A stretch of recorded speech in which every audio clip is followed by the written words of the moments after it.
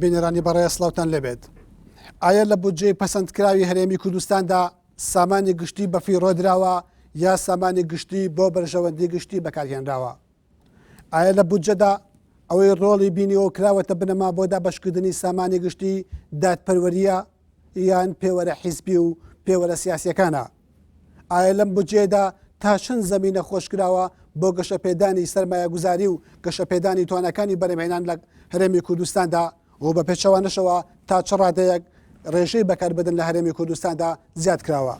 بۆ گفتوگۆکردن لەسەر ئەم بابەتە و گەلێک پرس و بابەتی دیکەی پەیوەست بە مەسەلەی بودجەی هەرێمی کوردستانەوە میوانداری هەرێک لە بەڕێزان سەلار محەموود ئەندامی پەرلەمانی کوردستان لە فراکسیۆنی کوردستانی و بەڕێز کوێستان محەممەد ئەندامی پەرلەمانی کوردستان لە فراکسیۆنی گۆڕانمان کردو بەخراردنی مولایەکەم. کاک سەلار لە بەڕێستەوە دەست پێکەم بۆ قسەکردن لەسەر بودجە ئەو چاودێرانەی کە لەسەر مەسەلەی بودجەی هەرێمی کوردستان ئەو بودجە پەسەندکراوە قسەیان کرد پێیان وایە کە ئەم بودجێ بەڕادێکی زۆر سامانی گشتی بەفیڕۆیەوە و چەندەها کون و کە لە بەر و شێوازی تایبەت دۆزراوەتەوە هوەری تایبەت لەم بودجە دۆزراوەتەوە بۆ بەهدەردانی سامانی گشتی وڵات. تێگەشتی تۆ لەم بارەوە چیە؟ بڵێ سپاسانەکەم خۆشحاڵم لەگەڵ خات و کێستان لە بەرنمەیە بەیەکە گەینەوە لە ڕاستیدا ئەوەی کە پەیوەندی بە بودجەی ئەم ساڵەوە هەیە خۆتان زانن سەرچاوی بودجە 70% دابین کراوە لە بودجەی گشتی عێراق کە ئەتوانین بڵێن 13 تریلیۆن دینار بووە 13 تریلیۆن دینار لە ڕێگەی حکوومەتی هەرێمی کوردستانەوە بە پێشنیارکراوی ئاراستەی پەرلەمانی کوردستان کراوە و بەپێی سیاسەتی حکوومەتی هەرێمی کوردستان سیاسەتی مالی خۆیان پێشنیاریان کردو بۆ پەرلەمانی کوردستان لە مێژووی خۆیدا ئەتوانی بڵێن بە تایبەتی لە خولی سێمەوە 2 ساڵە پرۆژە بودجە بە شەفافی ئەخاتە سەر سایتی پەرلەمان ئەمە بۆ بەرچاوڕوونی و پرۆسەیەکە کە پەیوەندی بە بەدیهێنانی عەدالەتەوە هەیە بە ئاگاییبوونی خەڵکەوە هەیە ئاگاییبوونی شارەزایانی بواری ئابووری و ژمێریاری و مالی هەیە لە هاوکاریکردنی پەرلەمان و پەرلەمانتاران بۆ ئەوەی بودجەکە لەسەر بنەمایەکی دادپەروەری و بۆ بەرژەوەندی گشتی دابژێتەوە. بێگومان کۆمەڵی بنەما هەن کە ڕێژەی دانیشتوان و ئەو سێکتەرانەی پەیوەندی بە ئەهەمیەتی حکوومەتەوە هەیە بودجەی لەسەر داڕژراوەتەوە. ئەم ساڵی 2011 بودجەی هەرێمی کوردستان بە تەفاسیلێکی زۆرەوە هاتوتە پەرلەمانی کوردستان کۆمەڵی ملحقاتی لەگەڵا بووە و ئێمە هەوڵمان داوە بۆکو بە تایبەتی فراکسیۆنی کوردستانی هەوڵمان داوە لەبەر ئەوەی پێناسەی ئابووری و بردۆزانی ئابووری کۆکن لەسەرەوەی ئابووری ئەبێ بۆ گەشەپێدانی ژێرخان و سەرخان بۆ بەدیهێنانی خزمەتگوزاری و ژیانەوەی خەڵک ئەگەر سیاست بکەین قوربانی ئابووری ئەوە ئابووری کوردستان و پرۆسەی ئاوادانی لە کوردستانە گەشەدار کاک سەلار من لە هەموو ئەم قسانی تۆ تێگەم بەڵام ئەگەر بچینە سەر وردەکاری و خاڵ لەسەر پێتەکان دابنین ئەو پرسیارێکە من کردم دووبارەیەکەمەوە ئایا ئەم بودجەی لە هەرێمی کوردستانە پەسەند کرا کە دەنگی لیستی کوردستانی هێنا و تێپەڕی لە هەرێمی کوردستانە ئایا سامانی گشتی بە فیڕۆداوە یان نا ئەم سامانەی بە بەرژەوەندی گشتی بە شێوەیەکی ئیلانی زۆری دادپەروەرانە بەکارهێناوە یان نا چۆن؟ جارێ پەلە نەکەین هەفتەیەکە بودجەکە لایەن سەرۆکی هەرێمی کوردستانەوە ئیمزا کراوە و حکوومەتی هەرێمی کوردستان ماوەی یاسایی خۆی لەبەردەستایە بۆ جێبەجێکردنی پرۆژەکان ئەرکی ئێمە وەکو پەرلەمانتارانی کوردستان لە دوای پەسەندکردنی یاسای بودجە بە دوواداچوونکەین بۆ هەموو ئەو سێکتەر و پرۆژانەی کە پەسەند کراوە تا چەند جێبەجێکرێ یا جێبەجێ ناکرێ ئەوە سیاسەتی حکوومەتی هەرێمی کوردستانە و سیاسەتی زۆرینەی پەرلەمانیە کە پەسەندی کردوە تەنها یەک خاڵ ئاماژە پێکەم ئەویش ئەوەیە کە بودجە دێتە پەرلەمانی کوردستان بۆ پڕکردنەوەی کەموکوڕی و کەلێنەکانێتی نەک ڕاستەوخۆ کە دێتە پەرلەمانی کوردستان بەبێ ئەوەی تۆ گفتوگۆی لەسەر بکەی بڵێ ئەم بودجە ئەبێ بگەڕێتەوە حکوومەت خۆی چایکاتەوە لە کاتێکا تۆ هەیبەت و مەهامی پەرلەمانی ئەوەیە خۆی لەسەر تەواوی سێکتەرەکان لێکۆڵینەوە بکە و نەهێڵێ بگەڕێتەوە کەلێنەکان کە کوڕەکان چارەسەر بکە وەکو ئەوەی کە فراکسیۆنەکانی ئیسلامی لە ڕاستیە بڕیاریاندا بمێنێتەوە لە ناو پەرلەمانکەم و کوڕەکان چارەسەر سوپاس کاک سەلار گیان پامەکە گەشتە من کوێستنەکان حەزەکەم ڕێخۆتم پێ بڵێ لەسەر بودجە هەرێمی کوردستان ئایا ئەم بودجەیە ئەم سامانە گشتیەی کە چەند ملیارد دۆلارێکە دێتە خەزانە هەرێمی کوردستانەوە تا چەند بۆ سوودی گشتی بەکارهێنن تا چەندیش ئەم سامانە گشتیە لە ڕێگەی جیاواز و فۆرمی جیاوازی ناو بودجەوە بەفیڕۆدراوە؟ بەڵێ دیارە لە بودجێ پەسەندکراوی ساڵی 2011 بەڕادەیەکی بەرچاو زۆر سامانی گشتی بە هەدەردراوە. بودجە خۆی پێگێت لە داهات و پێگە لە خەرجیەکانیش بودجەی بەکاربەرە و بودجەی وەبەرهێنانە. من لە هەر سێ بوارەکە قسە لەسەر ئەم بەهەدەردانەکەم. ئەگەر بینە سەری داهاتی هەرێم بکەین بە تایبەتی داهاتی ناوخۆ سیرەکەین کە داهات ئەم داهاتە پێش پرۆسی ئازادکردنی عێراق ئەم هەرێمی ژیاندووە و زۆر پرۆژەی خزمەتگوزاریشی جێبەجێ کردووە کەچی ئێستا ئەم بودجێ ئەوە نەچووەتە ئاو بۆتە 400 میلیار و 570 میلیۆن دینار کە ئەمە هەرگیزی باوەڕ نییە. ئەگەر بین سەیری ئەم داهاتانە بکەین لە هەنێک داهات هەر ناوی نەهاتووە لەم بودجەیە. بۆ نمونە لە هەرێمی کوردستان چەندین کارگە هەیە. ئەم کارگانە دراون بە کەرتی تایبەت و ئەمانە یان کرێیان بە حکوومەت یان لە بەرهەمەکانیان بەشی حکوومەدەن. بۆ نمونە کارگەی چیمەنتۆی تاسڵوجا ڕۆژانە 1005 تەن چیمەنتۆ ئەیا بە حکوومەت هەر تەنەی بە 60,000 ئەفرۆشێ لە ماوەی ساڵەکەی 320,000 تەنەکە بەلابردننی هەینی و پشووە ڕسمیەکان واتە لە ساڵەکەی ئەکاتە 90 میلیار و 200 میلیۆن دینار یەک دیناری لە بودجیا ناوی نەهاتووە. بە تەنها داهاتی دەستگای مین لە شاری سلەیمانی ملیارێک و 500 میلیۆن دینار بۆ ناوی نەهاتووە. داهاتی فرۆکە خانەکان و چەندین داهاتی کە هەر ناوی نەهاتووە و داهاتەکانی کە زۆر بەکەم و کورتی هاتووە. ئەوانەی کە ناویان هاتووە زۆر بەکەم و کورتین بە نمونە کارەبا داهاتەکەی بە 151 میلیارد دینار خەمڵێنراوە لە کاتێکە حکوومەتی هەرێم خۆی ئەڵێ ئێمە کرێی کارەبای دەستگاکانی خۆمان کەین بە وەزارەتی کارەبا کرێی کارەبا 392 میلیارد دینارە کەواتە بە تەنها ئەلێرەیە 142 میلیارد دینار ونە. 44 میلیارد دینار دانراوە بۆ کڕینی وزەی کارەبا وەزیری کارەباڵی کارەبا ناکڕین لەمە دووە 43 میلیارد و 500 میلیۆن دینار دانراوە بۆ سوتەمەنی کارەبا لە کاتێکا وەزیری سامانە سروشتەکان ئەڵێ ئێمە لەم مەسڵانەوە سوتەمەنی ئەین بە وەزارەتی کارەبا بە خۆڕایی کەواتەیان ئەوەی وەزیری سامانە سروشتەکان بە هەدەردانە یا ئەمەی کە دانراوە بۆ کڕینی کارەبا. ئەگەر بینە سەر وەزارەتی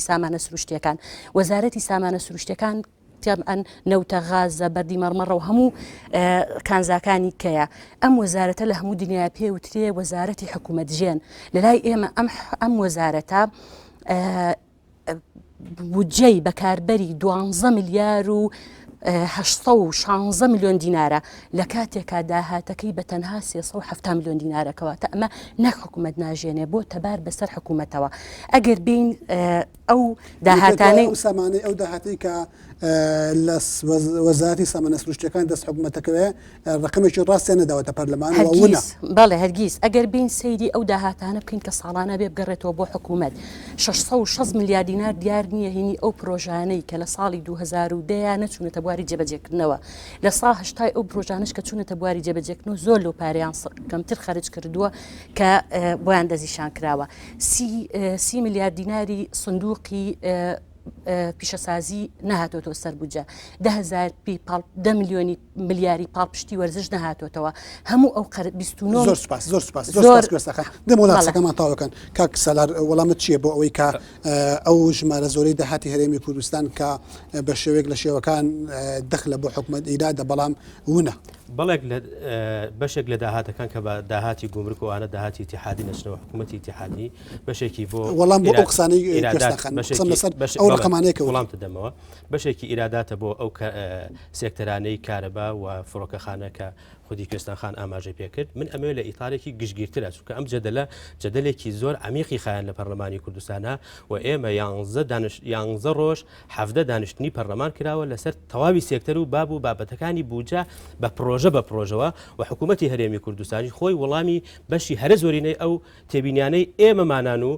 کوێستانخانیشی داوەتەوە. لەو ڕانگەیەوە ئێمە قۆناغێکی باش و شەوتێکی باشمان لە ڕێگەی مناقەشەکردنی بودجە و هاتنی بودجە ئەمساڵ بۆ پەرلەمانی کوردستان بە بەراورد بە ساڵانی ڕابردوو تێپەڕاندەوە و ئێستاکەش بە بەراورد بە ئێستای عێراق لەو ڕانگەیەوە ببوورە پرسیارەکە ڕۆشنە ئەویش ئەوەیە هەرێمی کوردستانی عێراق کۆمەڵێک داهاتی زۆری هەیە لە کەتە جیاوازەکانیە لە کاتی تەندروستیە لە وەزارەتی سامانە سروشتەکانە لە کۆمەڵێک پرۆژە هەیە تاو نەکراوە بۆ ئەم پارەیە سەر لە نوێ لە حساباتە بگرێتەوە ناو پەرلەمانە بەڵام هەموو ئەم پارانە ونە ونیە قسە لەسەر لە ئەمەیە. ڕاستیدا ونیە حکوومەتی هەرێمی کوردستان لە ناو پەرلەمانی چۆن کوردستانە ونیە؟ وڵامی خۆی بۆ ئەم مەسەلانە هەبووە و بۆ تەواوی ئەو بڕگانش هەبووە و دانیشتەکانی پەرلەمان ئێوەش بەشێکتان لێ پەخش کردووە و وردەکاری ئەم مەسەلانە وەڵام درانەوە و بەشێکی ئەبێتە ئیرادات بۆ ئیرادات بۆ دەستگاکان خۆی بۆ نمونە فڕۆکەخانە بۆ نمونە کارەبا بۆ نمونە دەستگاکانی تر و بۆ نمونە ئەوەی پەیوەندی بە گومرک و بەداهاتەکانی ترەوە هەیە بەشێکی ئیتیحادی و ئەگەڕێتەوە بۆ حکوومەتی ئیتیحادی لە ڕێگەی وەزارەتی مالیە و داراییەوە ئەمە بەشێکە لەو پرسە لە ڕاستیدا من ئەمێ لە ئیتارێکی گشتگیرترا لەسەر ئەم مەسەلەیە قسە بکەین ورد نەبینەوە بۆ خاڵێک کە پەیوەندی بەوە هەیە تۆ تەواوی عملیەکە ڕاست و چەپی بەسەردا بهێنی جەنابەت باسی دادپەروەریت کرد دادپەروەری مەسلەیەکی ڕێژەیە ئێمە لە پەرلەمانی کوردستان ئەو بودجەی کە هاتووە 13 تریلیۆن بووە بەژمارە بەڕقم دابشمان کردو بۆ سەر کۆمەڵی سێکتەری گرنگ و لە ڕێگەی ئەو سێکتەرە گرنگانەوە تواندراوە عدالت لە نێوان شار و شارۆچکەکان و شوێنە کاولکراوەکان و ناوچە دابراوەکان بەدی بهێنرێ بەڵام بەپی خواستی ئێمە بووە هەمووی نەخێت چونکە کوردستان لە خۆناغێکی ئینتیقالیایە وێرانکاریەکی زۆر لە ڕابردووە هەبووە و خەباتی پەرلەمانی خواستی حیزب بووە بە پێخواستی چی بووە لەبەر ئەوەی کاولکاریەکە زۆر لەبەر ئەوەی لە ڕابردوودا لەبەر خواستی چێ بە لە کاتێکە ئێوە بەڵاترین دەسەڵاتن لە ڕابردوودا بە پێی ئەو خواستەی کە ئێمە هەمان وە پەرلەمان کاری خۆی نەکردووە و مناقەشەکردنی بودجە بەم جۆرە نەبووە و بەم تەفاسیلە نەبووە و ئەو هەموو کەلێن و کەلەبەرانی کە باز دەکرێت لە ڕاستیدا ئەوە 2 ساڵە لە ڕێگەی خولی سێمی پەرلەمانی کوردستانەوە لە ڕێگەی ئەو بەرنامەی کە ئێمە ئیشی لەسەرەکەین لە ڕێگەی حزوری ئۆپۆسیۆن لە پەرلەمانی کوردستان کە دیوێکی تریە بە ئیجابی ئێمە تەماشایەکەین ئەگەر بەردەوام نەبن لەسەر ڕاست و چە بەسەرهێنانی ئەو ئەجندایی کە زۆرینەی پەرلەمانی کوردستان و حکوومەتی هەرێمی کوردستان هەیەی لەو ڕوانگەیەوە ئێمە شەوتێکی باشمان بڕیوە و خۆناغێکی باش هاتوینەتە پێش و ئەمە پێویستی بەچیە بۆ نمونە لە پەرلەمانی کوردستان تەفعیلکردنی ڕۆڵی دەستگای چاودێری دارایی کە لەمەیە زۆر کەم تەرخەم بووین و تەفعیلکردنی ڕۆڵی ئەندامانی پەرلەمان و فراکسیۆنەکان و لیژنەکان کە لە بەدواداچوون و چاودێریکردنی ئەوەی پارسال لە بودجەیە پەسەند کرا لەمە ئێمە نەمانتوانی وەکو پێویست خزمەت بکەین ئەگینە وەکو پەسەندکردنی بودجە وەکو بوج هاتنی بودجە وەکو دابشکردنی بۆ سەر سێکتەرەکان وەکو ئەو ئەرقامانەی کە بە تەفاسیل بۆ نمونە راپۆرتی لیژنەی دارایی 76 لاپەڕە بووە لە کاتێکە راپۆرتی لیژنەی دارایی پەرلەمانی عێراق 4 لاپەڕە بووە لە ساڵانی پاروپێرارە لە پەرلەمانی کوردستان بە 2 وەرەقە و 3 وەرەقە مناقەشەی بودجە کراوە و ئەسڵەن مەسلەی تەفاسیلی پرۆژەکان نەهاتووە تەنها یاساکە هاتووە و بە دانیشتنی کەم و بە کاتی کەم و لە پەرلەمانی عێراق بۆ نمونە